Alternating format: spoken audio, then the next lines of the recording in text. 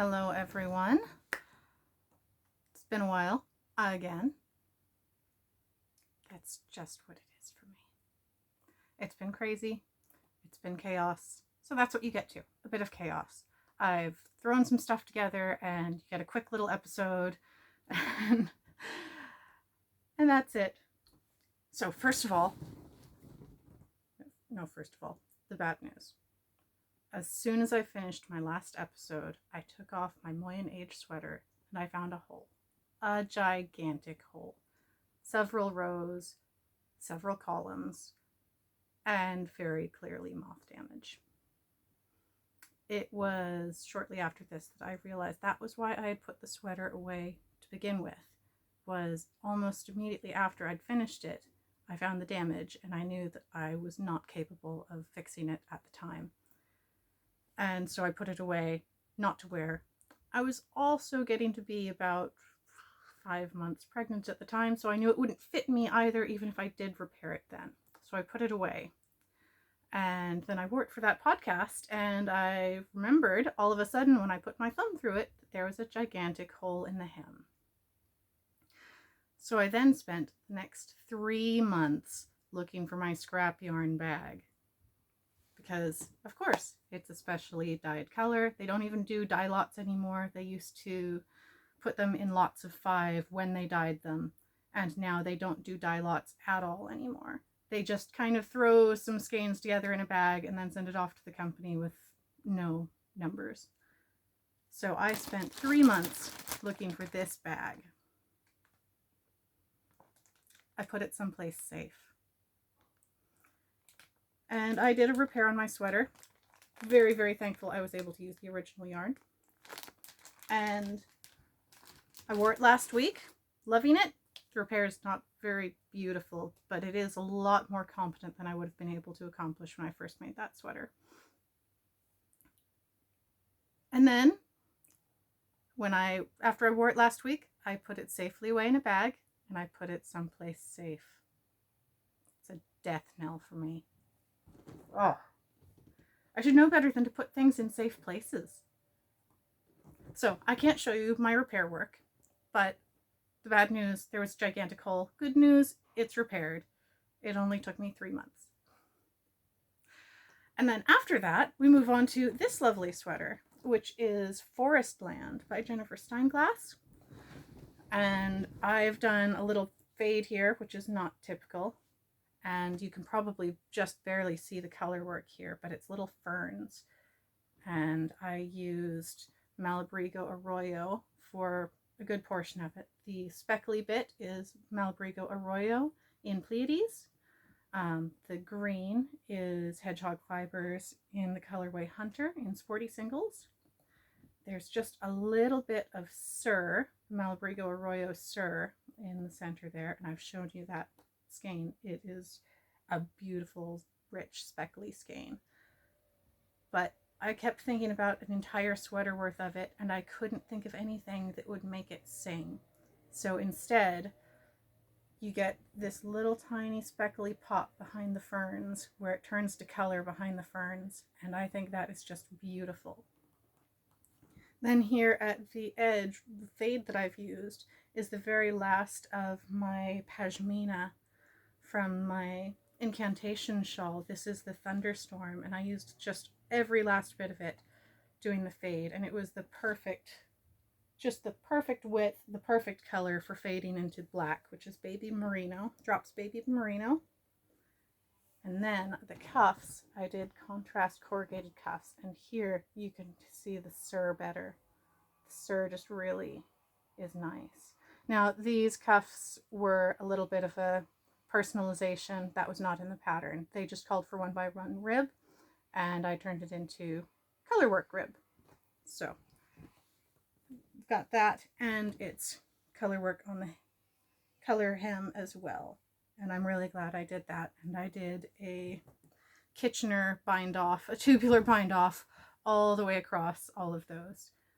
It's something I'm getting a little bit used to because I really like the finished edge. It can be quite a bit of work, but to me, it's absolutely worth it. And so I really, really love this sweater, even though it's a little bit of a hidden gem. I can barely see the colors on the camera, but when I see it in person, they jump. So it's really all about my enjoyment, isn't it? And this is the sweater that I chose to make as my memorial sweater starting at the New Year's. Just like I always pick one project every year to start at the New Year's. And this is the one that I chose. And it took me a while to choose it, but the yarn I chose right away. That was the Sur. Whatever I did, I wanted it to be that yarn. And I love this sweater. It's really great. I'm not going to use Malabrigo Arroyo with Drops Baby Merino again. In a swatch, they measure up the same. But the Arroyo is a much denser fiber and the Drops Baby Merino is much more airy. If I was able to hold it up, you'd be able to see through just a little bit. There you go, you can see. So even though the gauge turns out the same, the fabric is very, very different. So I won't be using them again together, but it's very good to know. And it's a very nice sweater. Probably means that I'm sweltering a little bit less because of that tiny bit of ventilation. But I absolutely loved working with the Arroyo. The Hedgehog Fibers Sporty Singles were quite nice. The color was very vibrant. The Pashmina, even though there's just a little bit of it, it's in a really nice spot so I can feel the softness of it. Love that.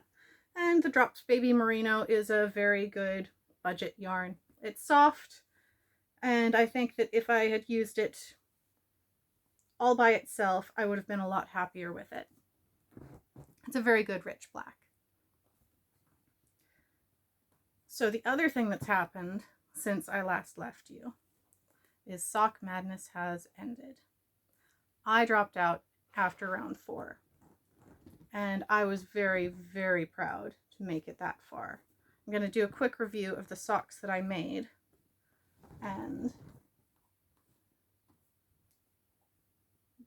there we are. There's my socks. So I made it to round 4, and I waited until the pattern dropped. I was thinking things are getting a bit too much for me. I probably have to keep out of this next round.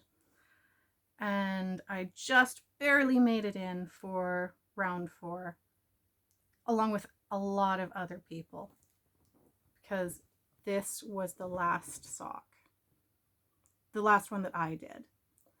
And they had so few people finishing within the qualifying time that they extended the deadline. And since I was not able to knit for the first 4 days of the release, that deadline really gave me the time that I needed to get them done. And they are beautiful. I think you've seen 2 of the 4 pairs of socks that I've made. So we'll go back a little ways. We've got the Senbon Zakura socks with the little tuck stitches. I love doing those. I'd never done tuck stitches before. And this is Sheepy's Metropolis yarn. Really like this yarn. Very soft, but sturdy. Love the colors. Lots of heathers. Really loved those socks. That was the qualifier round. And then it was Evil Choices. And your evil choice was to knit this cabley pattern with lots and lots of purl stitches, or to knit them inside out and do the crazy cabling inside out. I chose to do them the right way out, and it was probably, I wish that I'd done it the other way. I think that I wish that I had had enough confidence in my cabling ability that I would have been able to follow the charts and read the pattern even inside out, because that was a lot of purl stitches. And what I didn't think about is how it would affect the gauge, because my purl stitches are looser, especially in a project like this. And it will have, they're definitely looser than I'd like. So I think that if I'd done it the other way around and knit them inside out, I would have had a happier result with my socks. But they are beautiful. I love this little heart pattern in the tree, and then it goes all the way down the trunk, twisting trunk. some little roots down here at the bottom. And it's, of course, mirrored. You had to do mirrored. You couldn't just knit the same sock over again. That was a little bit trickier with this one. Most patterns, I can see the pattern, and this is more of a drawing done with cables, so I couldn't predict what was going to happen next. And that is a little bit more difficult for me because I had to refer to the pattern all the time. But they're beautiful, and I love the color. This is Malabrigo in Botticelli red. It's a really nice red, squirrely color. And next up is All the Bees. That's because it's got brioche, it's got beads, it's got baubles, it's got all the bees. And it starts off with this beaded cuff, which was very tricky, and I was so glad that it worked out. And then you transition into a bunch of lace work with beads, and down both of the sides, this is a brioche channel all the way down. And that brioche channel goes all the way to the heel. And then you've got a little bit of Eye of the Partridge heel fitting in with the V's. This is the first time I'd done Eye of the Partridge heel. A lot of people got messed up in this section here because they didn't realize what it was and they misread the charts and they started on the wrong row. And so all of their slip stitches were showing on the outside. A lot of people were very upset that they had to rip back all the way to the heel. But luckily, I was a slower knitter and I saw all of those people complaining about what they'd done wrong. So by the time I got there, I had plenty of warning. These are the socks that I'm going to give to my mother. I think she will love the colors. She'll love the shiny beads. And they're just so much more her than the ones I was thinking about giving her before. And I specifically picked out the colors for her because when I saw the pattern come out, I thought this is something that's going to be so much more enjoyed by my mother than by myself. She's more showy than I am. So I hope that she loves them. And the last ones are the Believe in Yourself socks. And it's got some really lovely color work down the back with this spreading leaves for the heel. And you start with this lace cuff, you knit it all the way around and you join it and you flip it inside out. And you pick up all of your stitches for knitting the rest of the sock.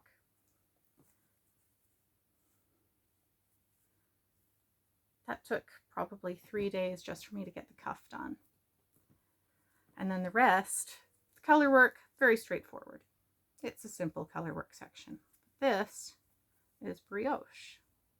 You had the option to do single pass or double pass brioche.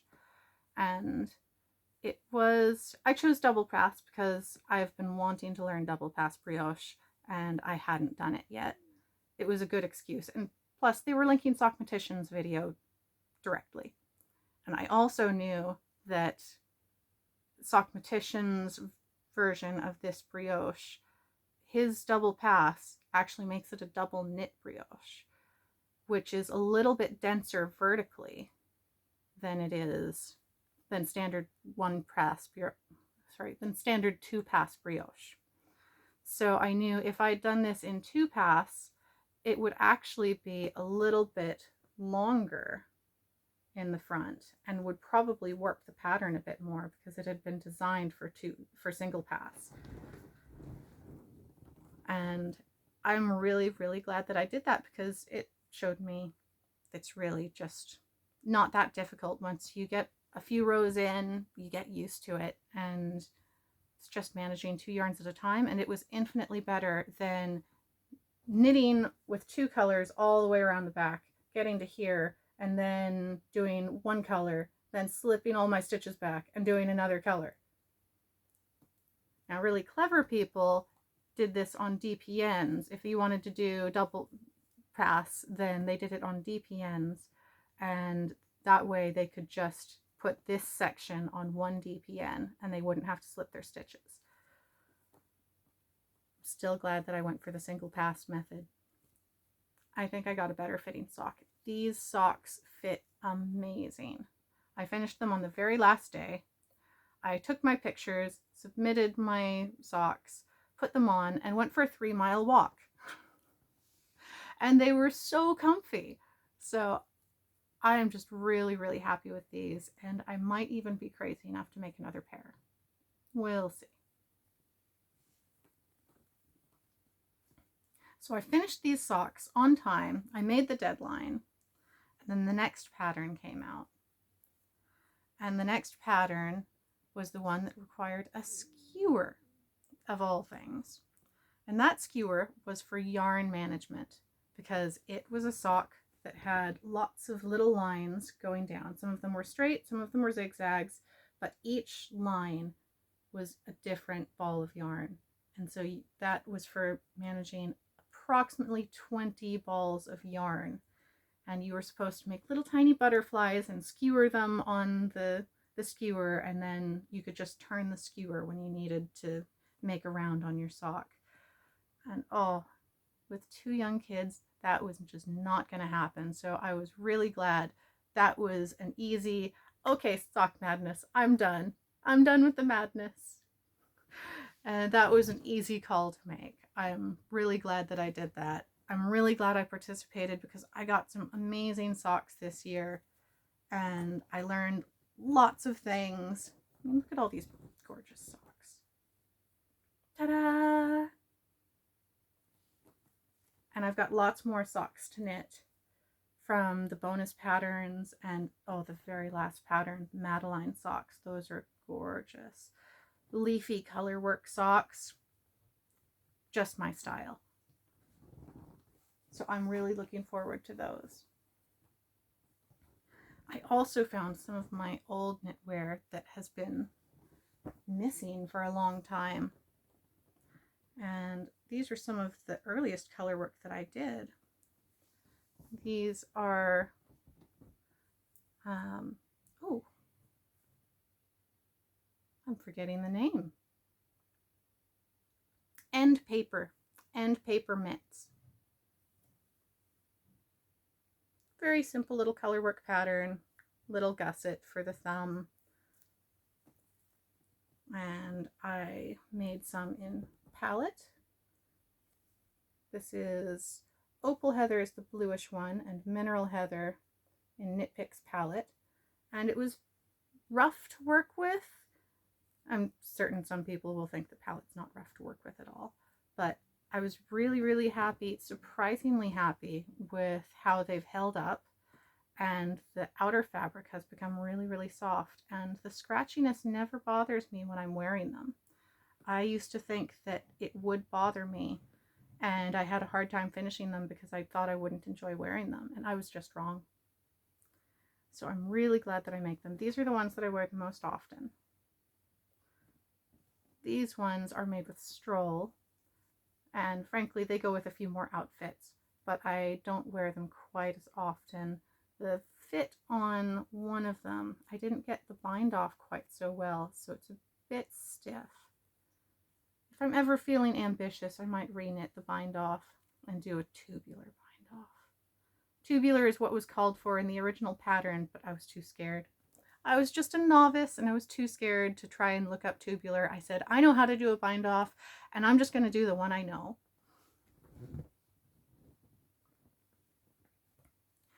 And then I also did another pair in Stroll. It's the same pattern, sort of.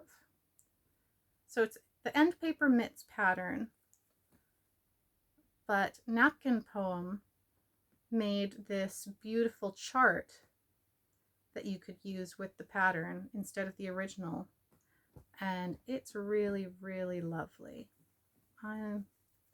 It took me forever, and I tried to do them 2 at a time, but I couldn't.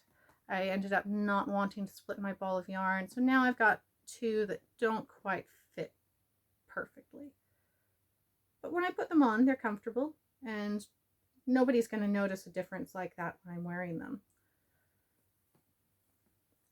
It was a very good lesson in stranding and how important it is to get the strands right, because there were some very long strands in here, and especially at the seams, it was really difficult for me to manage the floats over the seams because I knitted these with magic loop. And now I do most of my color work. If I did these again, I would probably be using circular sock needles, the little tiny ones. But I was using magic loop, so I really struggled with the seams. Turning this inside out so I can show you the floats. My little straggly bits.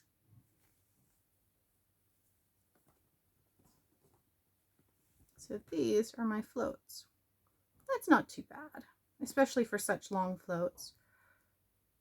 And I learned a few things, like don't stack your floats. If you're going to weave in your floats, don't stack them up all in the same place, which is difficult for me because I really like to have a go-to. I like to have a standard thing. Like if it's a float of 5 stitches, I want to have it tied right in the middle. And just can't do that if you don't want it to warp the other side. So these are my floats. I'll try and hold them still. There we go. I really loved the colors. It's a combination of Malabrigo and Knit Picks Stroll. So the Stroll is the pearl, which is the creamy color, and it's lightly variegated. It's sort of creamy with pale grays and pale creams. And then the contrast color is Potion by Malabrigo in Malabrigo Sock. And the cuffs and edging is done in Alcosil, which is Malabrigo Sock as well, and it's sort of a deep greeny brown that looks like the darkest tones in Potion. And I really like that combination together. It just seems a little bit elegant, a little bit wild at the same time. And this one is just a bit snug to get on. And they're also a little bit longer than I like. But if I hadn't done them that long, I wouldn't have enjoyed the whole pattern. I wouldn't have gotten to get the full 2 repeats of this flower motif. So I'm not sure. If I did them again, I still love this flower motif, but could I live with it if it was just this big? I don't know. So I haven't cast on any more for a while. But I need to make my decision because I love wearing fingerless gloves. And I really, really like these. I want to use this combination of colors again sometime. So that was End Paper Mitts.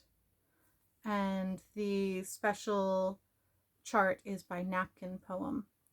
And I believe that there's a link to it directly in the Ravelry listing for End Paper Mitts. But I'm not certain.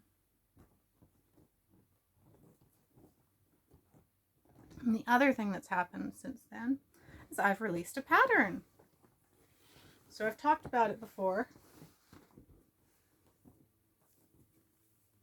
This is my Skylord shawl, and I've released the pattern for it now. I've also started incorporating it into an ebook, so eventually you'll have an ebook available with Incantation and Skylord and a few of my upcoming shawls. So I've got Skylord here, and it's mostly Malabrigo Rios, which is an Aran weight yarn, and it took 2 skeins for this darker section here. And if you look carefully, you might be able to see that I've faded one skein into the other by alternating skeins. It was definitely, one is more purpley, one is more blue. There wasn't much I could do about it other than try and just gently ease that transition. And then it took me the longest time to decide to use this color, which is Hedgehog Fibers Down by the River, because my original choice of Marte just wasn't the colors I was expecting. The Chris didn't turn out to be the color I was expecting. I have sock yarn in the same color, and it's more gray, green, and more subdued, and this had purple in it, and my other Chris did not have purple. So then I just couldn't use my original color combination, and it took me forever to decide on an alternative, and I'm really, really pleased that I went with this one because it just sings together. I'll bring it closer so you can see the herringbone. I'm very, very proud of this one. There's a huge gauge change when you switch from this wave stitch to the herringbone stitch. And then it's got an I-cord bind off. And one thing I love about this shawl is how it hangs. You can see how it makes that little curly bit as it drapes. And so you can imagine if it's just thrown around your shoulders. I usually wear it more like a scarf. And then you've got that lovely little dangly bit, being elegant. I love the curl, and that's because it's a long, thin crescent. There we go. That's the back side. That's the front.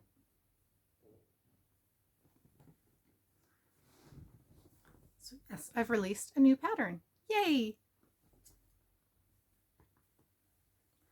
And then, because I've just been thinking about it so much, ever since I made that shawl, that one was actually a little bit of, I want to do something, but I don't think I can tackle it yet. I wanted to use those two stitch patterns together, but what I really wanted to do was I wanted to make them into a triangular shawl, and I didn't feel like I was ready for that. I didn't know how to do it.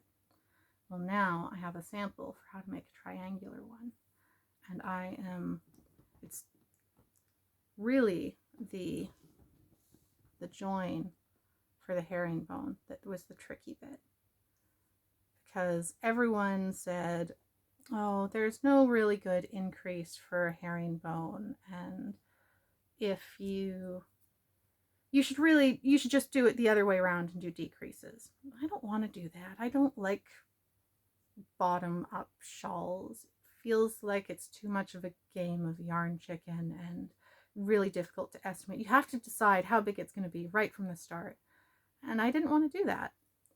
So I figured out a way to do herringbone stitches increases in a way that I'm happy with.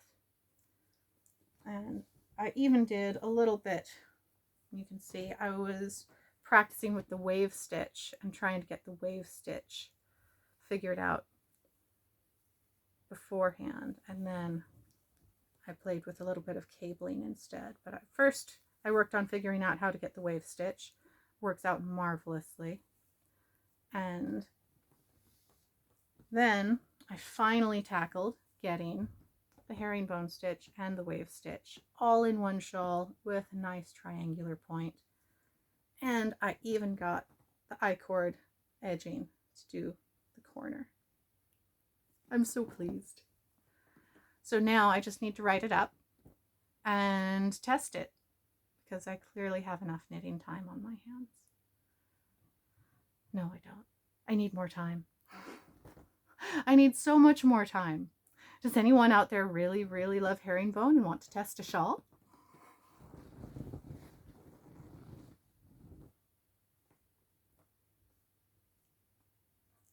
Well, that was the next one up, is my triangular one. So that will be next on the list. I've finally released Skylord. It only took me 2 years. And I've not had a whole lot of knitting time other than that. I'm still working on my adventurous cardigan by Hoki Locatelli. We are about yay big now. It's getting there. I can certainly put it on, and it looks like it could be a finished garment if I ended it now, but I want a nice long one, so it's got a ways to go. And that's the one that I'm currently picking up most often.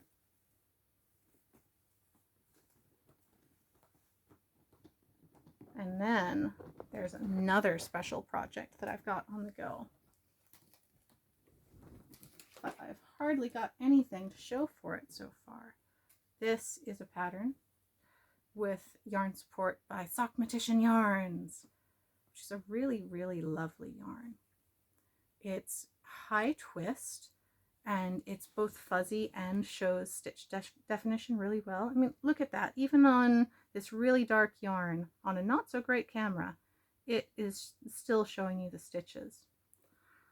And this shawl is going to have lots of special secrets in it. I don't know. I'm terrible with secrets, so you might see them before the shawl gets finished. But it's going to be very, very cool. And I have some lovely, do I have my colors handy? I might have my colors handy. So we've got Milk, we've got Taylor, and Larvery. So those are going to be my colors for this shawl. And I haven't gotten to any of the colored bits yet. But this shawl yarn has been really lovely to work with. And it's going to have some very fun things going on. So there's not very much yet to show yet. But this yarn is also very, very warm. So it's not summer knitting yarn. I don't have an air conditioner, so I've not been picking this one up a whole lot. And also I need to be able to take notes while I'm working on it. And so I keep picking up my sweater cardigan instead, because it's something I can work on without needing to take notes. And it's just a little bit cooler on the hands, because this yarn is really, really soft and lovely, but you can see it's a little bit furry. It's a bit warm, which is going to be lovely in wintertime. For now, I just get to enjoy my pretty, pretty colors and my soft, soft yarn, and it gets to be petted occasionally.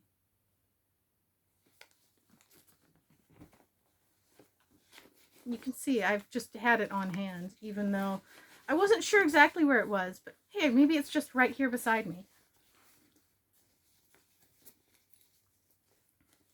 That's most of what I wanted to show you today, but not everything that I wanted to talk about. So I will finish with, oh, there we go. I'll finish with some books, because my amazing brother gifted me the Stormlight Archive, and it is amazing. It took me about 1.5 years to get through the Wave Kings, mostly because I've had a lot on my hands, and it's not that often that I have enough time or enough hands to pick up a book with both hands and read it for a while.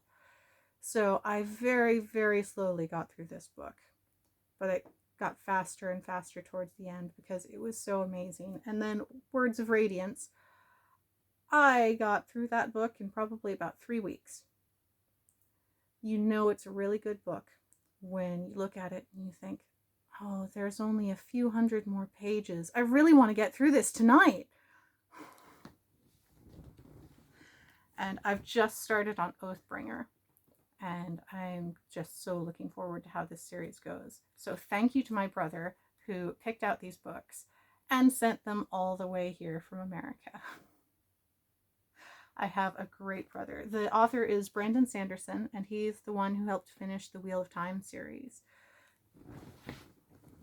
When Robert Jordan died, he was the one who finished the series, and he did a really good job. I'm actually stuck in the middle of the last book because my phone died, and I've not gotten Audible up on the other one. I was listening to the entire Wheel of Time series as I trekked the kids to and from nursery, and now I've got no audiobooks until I get that reset, because my other brother was very kindly sharing his Audible library with me. And now I need to get that reset up on my phone. So unfortunately, that's where things are at. But I'm really happy. Even though I can't hold it with one hand, it's so worth finding the time to read these books. They are amazing. I think we'll call it good there, short little episode, a little bit of chaos. I hope you've had fun, everyone.